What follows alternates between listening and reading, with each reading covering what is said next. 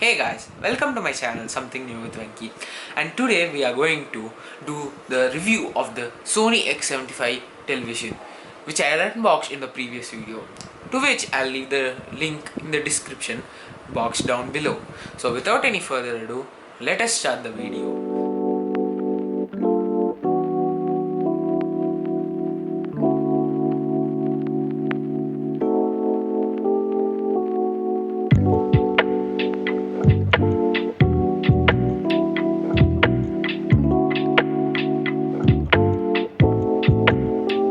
Sony X75 television is a high-end budget-friendly television whose display is an LED display. The X75 comes in two variants. One is the 43-inch variant and the other one is the 50-inch variant. Now, the 50-inch variant comes around somewhere near 66,000 rupees in the Croma website or in the Amazon website, and if you go online maybe the purchase rate might vary. I generally prefer going online since you might get some discounts, certain discounts if you go online, or I mean offline, and there are some benefits to going offline and buying the TV. And you have the 43 inches, which comes around somewhere 49,990 or 50,000, roughly around that area. So whichever model you are going to go for, it's better if you would go and purchase it offline. Anyways, I'll leave a link down below in the description box to both the Croma website and the Amazon website. Let's move on to the features you get in this TV. So you get the latest X1 processor, Sony X1 processor, and all the Android features that you get on your phone.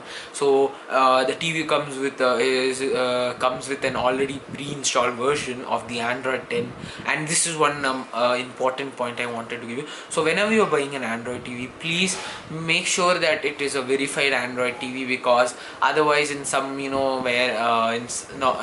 in like those big stores where you go for a compromise, if it's not exactly a verified Android TV, you may get older Android versions like Android 6 or 7, which may not be compatible with your devices. You can't link your devices to the TV, and lot of it compromises on lot of the features which you are going to see later in the video.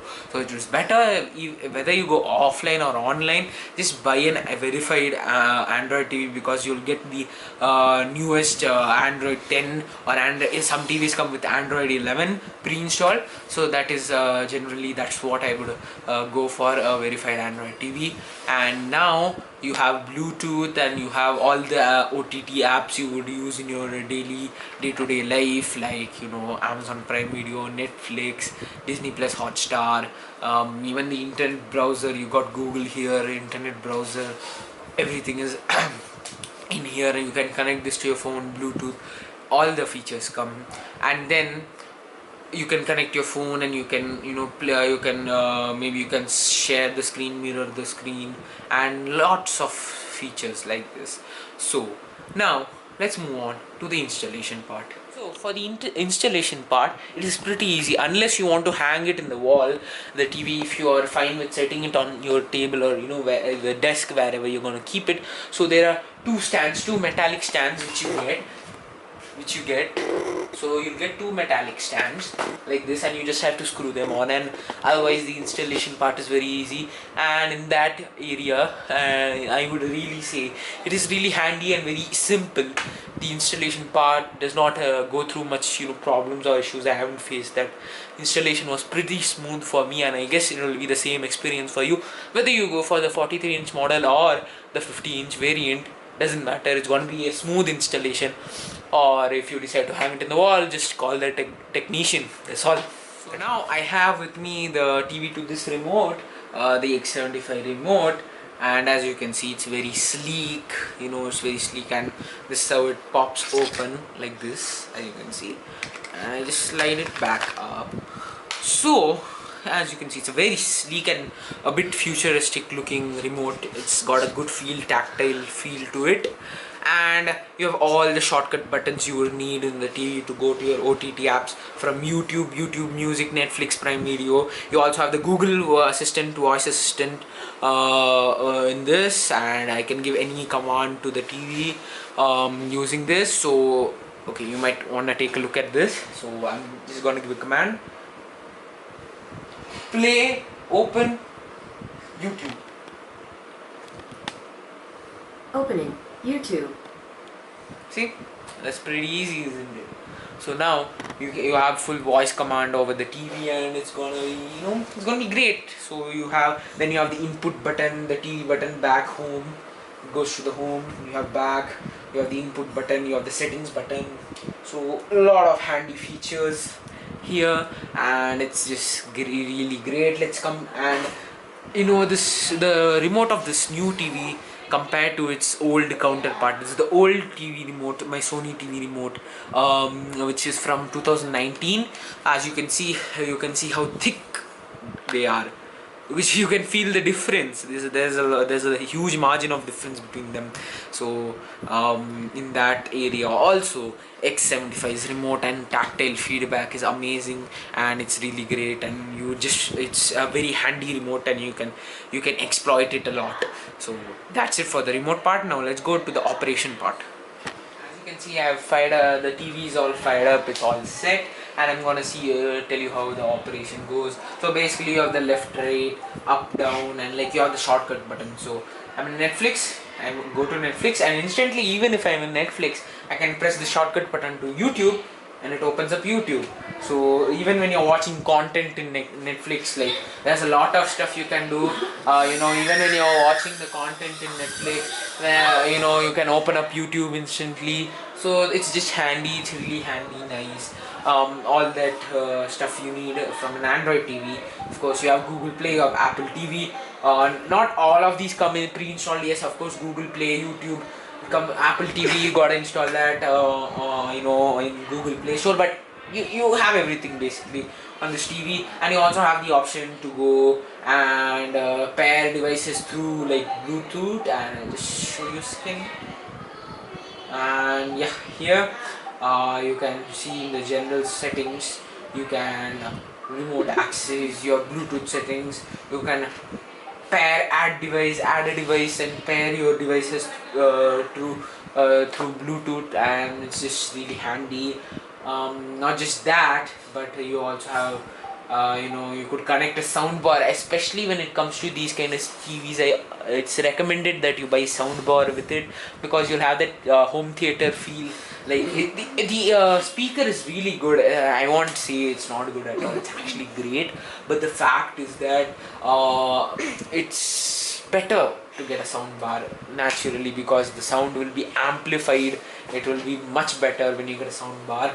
But nonetheless, even if you don't get a sound bar, the built-in stereo speakers are still good enough to work with. They have great sound quality, so I wouldn't be worried about that too much. And if you go into this settings, you have the picture settings, and then you have the picture mode. Like you can set it to standard, vivid, or you can go to cinema if you're watching a movie, or game if you're gaming. Like you use the PS4 console, you can game. You can go to the game mode, graphics mode if you use more graphics related stuff, photo mode if you want to view your photos, and custom according to your preferences. So you have cinema and all this, you have all the modes.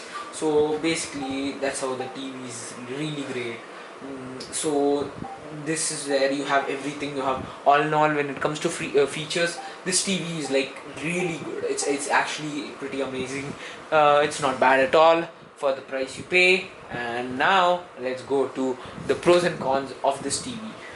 Now let's come to the pros and cons of this TV, which is the main subject of this video. And let me tell you, so far all the smart TVs that I've bought in my family, like whatever smart TVs are there, they've all been Sony. Like the first one was bought in 2014, and the next one was bought in 2019, and this one was bought. It's just been like 2 weeks since it has been bought. So all in all, like you can just from this you can see that we trust Sony a lot, and I'll tell you why. Because most of the TVs in my smart TVs have been just Sony, and because why Sony is really I prefer Sony TVs is because of the color accuracy, the motion display rate, like how well the TVs can handle the motion display rate, and that's the great thing about it. The motion handling the motion display rate, they are really great at, if you if you are into sports or gaming, if the main subject in the frame is moving too fast in the TV captures it well, it goes fluid, there's no stutter. So that's what I like, and I'll show you some footage related to that, guys. So I'm gonna show you some gaming footage in the TV, and as I told you before, the Sony Bravia X75 is, and especially even Sony TVs are really good at handling such fast motion display rates, because if you're a fan of gaming or sports, this will be really helpful, because if the subject of the in the TV, like whatever you're watching, the subject of the subject which you're watching is moves really fast, so the TV can handle it pretty well and can capture it in a fluid rate. It will go smooth, and it will be very fluid and silky. So now without further ado, I'll show you the footage, and you can see for yourself how well the Sony TV handles the fast motion display rates. So guys, I have loaded up my world in Minecraft, and as you can see, right now I am going to show you how it can handle. It's so fluid, it can handle fast motion display rates, and as you can see, I am going around, I'm shaking the screen a lot. It's fast. I am going to so this TV is really incredible at handling the fast motion display rates. And then also, it's not just the color accuracy and the motion display rate, it's also about upscaling. So now I play a video at 360p and I take it to 4K 2160 pixels, 2160p. The quality, if you can see the stark contrast in the quality once you upscale from 360p to 2160p. So you can see how good the difference in the quality, how much the upscaling is there. And when the video is upscaled to a certain quality like 4K, which is 2160p, it's just really good to watch. It's like it's like your eyes, your eyes love it. It's like a feast for your eyes. And when in the case of Sony TV, it's really evident that they're really good at this field of upscaling. So upscaling is also great about this TV, but that doesn't mean in this video I might be praising the Sony TV a lot. But now we have to come back to the cons, the pros and cons. This is not just about the pros, but it's also about the cons. Now coming to the cons of this TV. So far I have just talked about the pros. Now let's come to the cons. Okay, so first of all, what Sony did, what was a bit of a disappointment, it was it's a bittersweet. What Sony did was hike the price. In this certain in this price point, there's not a there are TVs which are more advanced than these for the same price, and for the same features you have a bit cheaper TVs from other companies.